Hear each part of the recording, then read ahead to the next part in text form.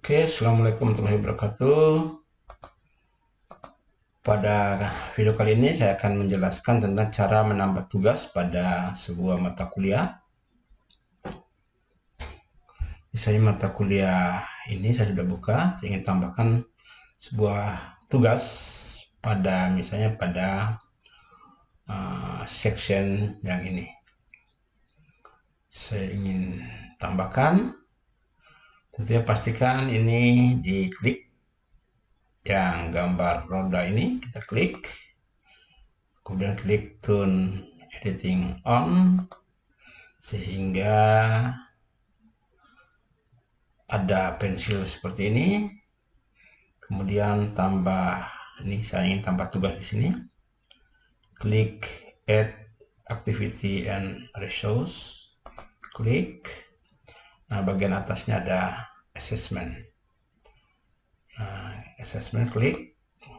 Ini adalah untuk menambah tugas. Kemudian kita geser ke bawah ini, kita klik add. Tunggu sesaat kemudian, maka akan muncul seperti ini. Misalnya kasih nama tugas 1 atau tugas pertama. Ya, terserah Ibu Bapak kasih nama tugas 1 misalnya. Ini misalnya buatlah. Kemudian, nah itu tugasnya. Kalau tugasnya dalam bentuk matematik atau yang harus dihitung, Anda bisa menambahkan sebuah file yang harus dia lihat, karena di sini hanya terbatas untuk ngetik atau menambah gambar. Kalau udah masuk equation atau tambah yang lain-lain, itu tidak bisa ditambah di sini, sehingga harus ditambahkan dengan file. Biasanya tugasnya ada pada file lampiran ini, nanti tambahkan file di sini. Setelah klik ini, maka akan muncul seperti waktu menambah file di konten.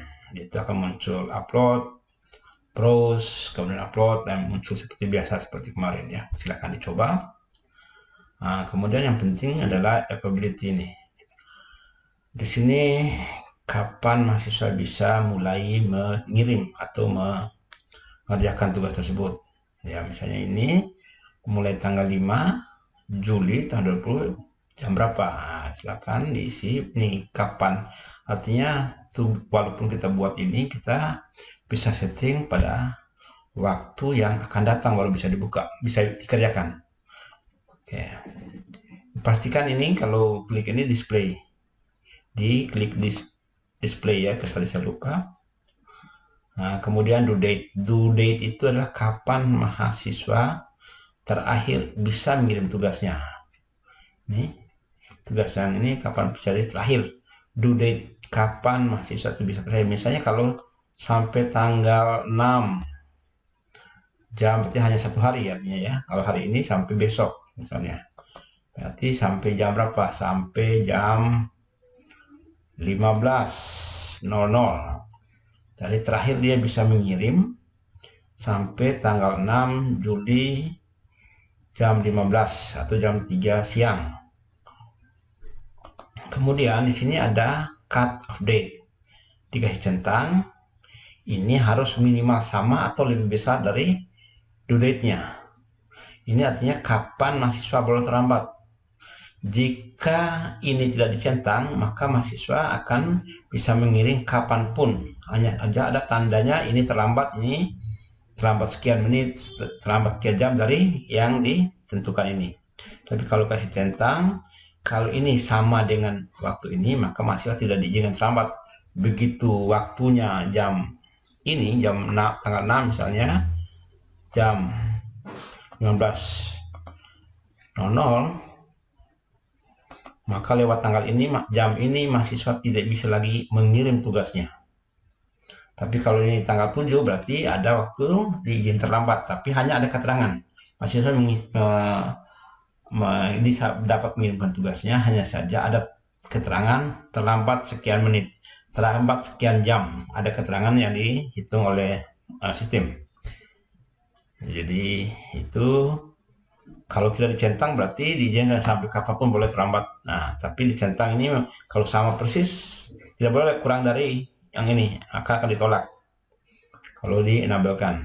Ya, sebaiknya biasanya saya membuatkan mahasiswa disiplin dengan cara yang sama. sehingga lewat dari waktu ini mahasiswa tidak akan bisa mengirim lagi.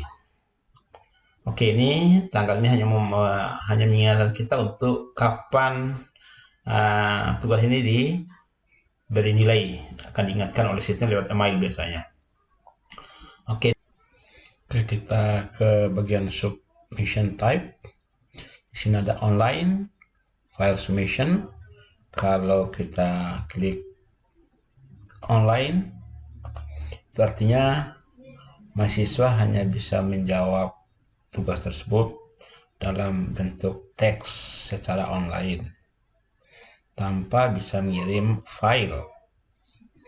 Kemudian enable di sini jika kita menentukan berapa maksimum mahasiswa itu bisa berapa kalimat, berapa teks, berapa kata yang bisa dikirim. Jadi nggak boleh, misalnya maksimum 1000 kata. Jadi mahasiswa hanya bisa maksimum untuk menjawab dalam 1000 kata. Nah, nggak tahu ada nggak tugas seperti itu, saya nggak tahu, tergantung bidang masing-masing ya. Oke, kita hilangkan biasanya dalam bentuk file.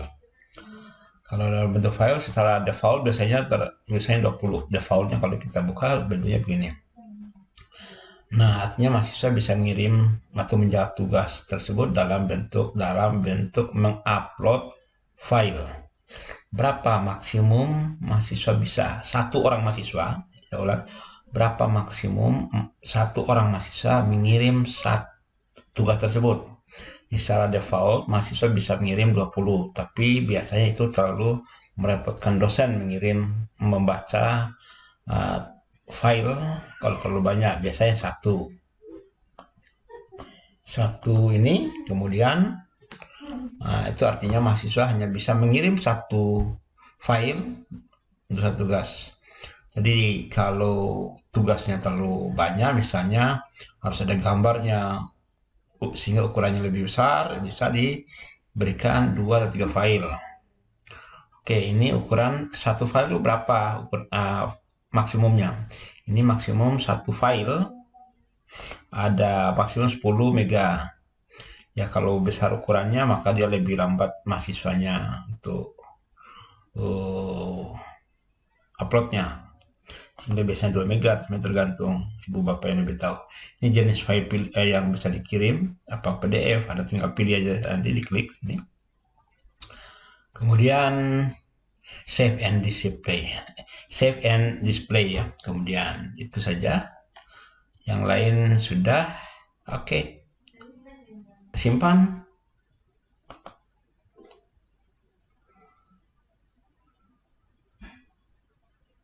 Tunggu sesaat kemudian maka muncul tampilan sini. Di sini artinya ada keterangan di sini. Kemudian partisipannya di sini kebetulan ada 13 mahasiswa kelihatan. Mata kuliah sudah ada mahasiswanya.